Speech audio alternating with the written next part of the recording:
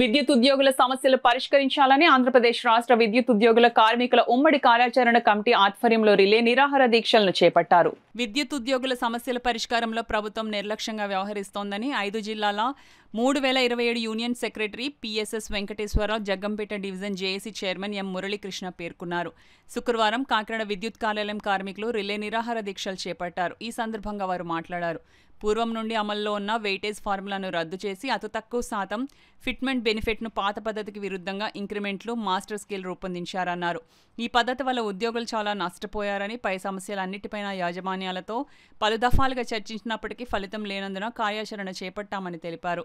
ఈ కార్యక్రమంలో Kakinada chairman Balakumar, convener Paidraju, co convener Nagendra, Venkannababu, D Chalam, K Kiran Kumar తదితరులు పాల్గొన్నారు.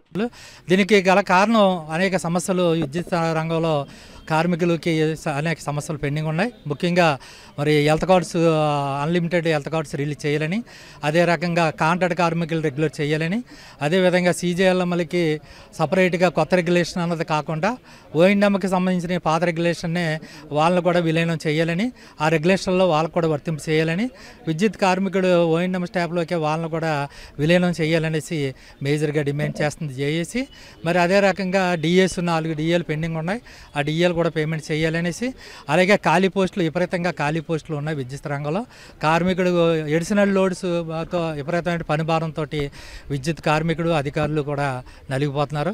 ఆ సమస్య పరిష్కరించాలంటే అన్ఎంప్లాయ్మెంట్కి ఎంప్లాయ్మెంట్ ఇచ్చి మరి ఆ రకంగా కూడా ప్రజలకు సేవ చేసినట్టుగానే ఈ కార్యక్రమాన్ని సమస్యలు పరిష్కరించి మరి డిపార్ట్మెంట్లోని శాంతియుతమైన మార్గాన్ని కల్పించడంలో ప్రభుత్వమే ముందు నిర్ణయం తీసుకోవాల్సిందే తప్ప ఇందులో కార్మికులు చేసినటువంటి కార్యక్రమం లేదని మీ అందరూ కూడా తెలియజేసుకుంటూ, రేపటి నుంచి ఇంకా రేపు ఒకరోజు నిరాదీక్ష చేసి తర్వాత శాంతియుతంగా వెళ్ళి కలెక్టర్ గారికి వినతిపత్రం అందజేస్తాం.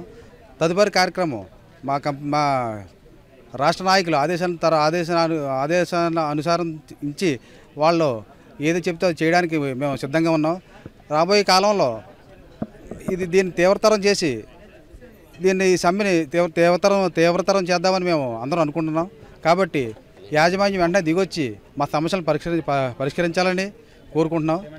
మా డిమాండ్ ఈపీఎఫ్ టు జీపీఎఫ్ ఒకటి ప్రధాన డిమాండ్. మెడికల్ పాలసీ మీద గత ప్రభుత్వంలో ఇచ్చిన హామీలు కూడా ఇప్పటిదాకా అమలు అవ్వలేదు. ఆ మెడికల్ పాలసీ ఒకటి చేయలేదు.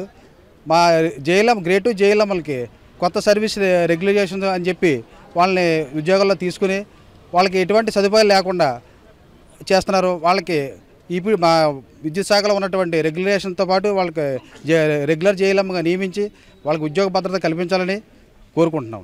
సమాన పనికి సమాన వేతనం ఇవ్వాలి, వాళ్ళ డిపార్ట్మెంటే నేరుగా జీతాలు ఇవ్వాలని చెప్పేసి కోరుకుంటున్నాం.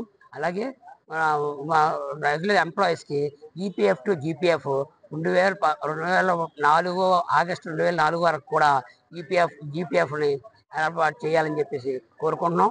అలాగే మాకు రావాల్సిన డిఏలు 4 డిఏలు పెండింగ్ ఉన్నాయి. ఆ 4 డిఏలు కూడా వెంటనే రిలీజ్ చేయాలని చెప్పేసి కోరుకుంటున్నాం. తప్పతప్పాలుగా మేనేజ్మెంట్తో మేము ఈ సమస్యల మీద మేము గత 2-3 సంవత్సరాల నుంచి పోరాటం చేస్తున్నాం. కానీ కూర్చుంటున్నారు, మాట్లాడుతున్నారు, కానీ దాన్ని అమలుపరచట్లేదు. అమలు పరచకపోవడంలోనే ఈవేళ మేమందరూ కూడా విద్యుత్ ఉద్యోగులందరూ కూడా ఈవేళ సమ్మె పట్టవలసి వచ్చింది. ఇప్పటికైనా సరే మా సమస్యలను మేనేజ్మెంట్ వాళ్ళు గుర్తించి ఆ సమస్యలను పరిష్కరించవలసిందిగా కోరుచున్నామండి.